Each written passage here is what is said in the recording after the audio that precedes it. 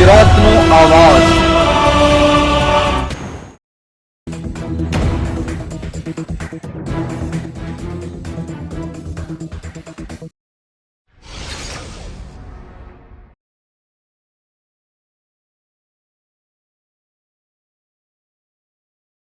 બે 2024 સુંદર પિચાઈની ગૂગલમાંથી થયેલી કમાણીનો થયો ખુલાસો। ગૂગલની પેરેન્ટ કંપની આલ્ફાબેટ દ્વારા ફાઇલિંગ અનુસાર કંપનીએ 2024 આલ્ફાબેટ અને ગૂગલના સીઈઓ સુંદર પિચાઈને $10.72 મિલિયન એટલે કે 91 કરોડ ચૂકવ્યા। પિચાઈને મળેલો પગાર ગૂગલ કર્મચારીના સરેરાશ પગાર $331.894 કરતા 32 ગણો વધુ છે। પિચાઈના પગારમાં 2.0 મિલિયનનો મૂળ પગાર અને 405.630 સ્ટોક એવોર્ડ્સનો સમાવેશ થાય છે।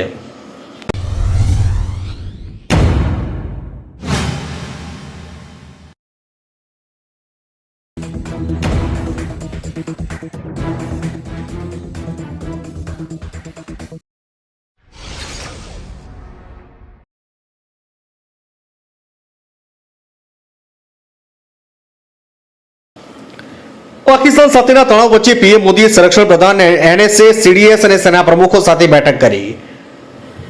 પહેલગામ આતંકી હુમલાને લઈને ભારત અને પાકિસ્તાન વચ્ચેના તણાવ વચ્ચે વડાપ્રધાન નરેન્દ્ર મોદીના નિવાસસ્થાને એક ઉચ્ચસ્તરીય બેઠક ચાલી રહી છે। આ બેઠકમાં સંરક્ષણ પ્રધાન રાજનાથસિંહ, એનએસએ અજીત ડોભાલ, સીડીએસ અનિલ ચૌહાણ અને ત્રણેય સેનાના વડાઓ હાજર છે। ઉલ્લેખનીય છે કે બુધવારે પ્રધાનમંત્રી મોદીની અધ્યક્ષતામાં કેબિનેટ સુરક્ષા સમિતિની બેઠક યોજવા જઈ રહી છે।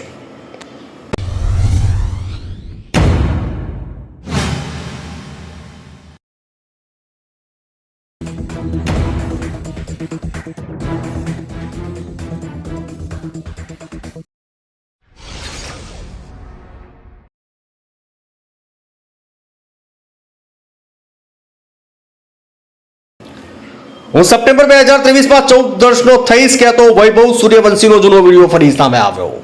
એક જૂનો વિડીયો ઓનલાઈન ફરી વાયરલ થયો છે, જેમાં આરઆર ઓપનર વૈભવ સૂર્યવંશી કહી રહ્યા છે કે તે સપ્ટેમ્બર 2023 14 વર્ષનો થશે। બીસીસીઆઈને સુપ્રત કરેલા દસ્તાવેજો અનુસાર વૈભવનો જન્મ 27 માર્ચ 2011 રોજ થયો હતો અને તેની હાલની ઉંમર 14 વર્ષ છે। વૈભવ ભારતીય ખેલાડી દ્વારા સૌથી ઝડપી આઈપીએલ સદી ફટકારી છે।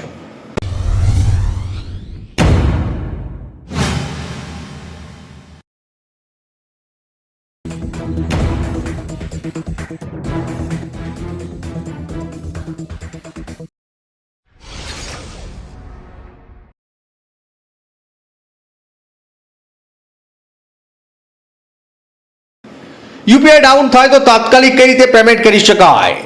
જો ઓનલાઈન ચૂકવણી કરતા સમયે યુપીઆઈ ડાઉન થાય તો ફોન પે કે પેટીએમ જેવી એપ્સની વોલેટ સુવિધાનો ઉપયોગ કરી શકાય। એપ્સના વોલેટમાં કેટલાક રૂપિયા રાખી શકાય, જેથી યુપીઆઈ સેવા બંધ હોય ત્યારે આ વોલેટમાંથી ચૂકવણી કરી શકાય છે। વોટ્સએપ દ્વારા પણ પેમેન્ટ કરી શકાય છે। આ સિવાય બેંકની એપ્લિકેશન દ્વારા ઇન્ટરનેટ બેન્કિંગ સુવિધા વડે ચૂકવણી કરી શકાય છે।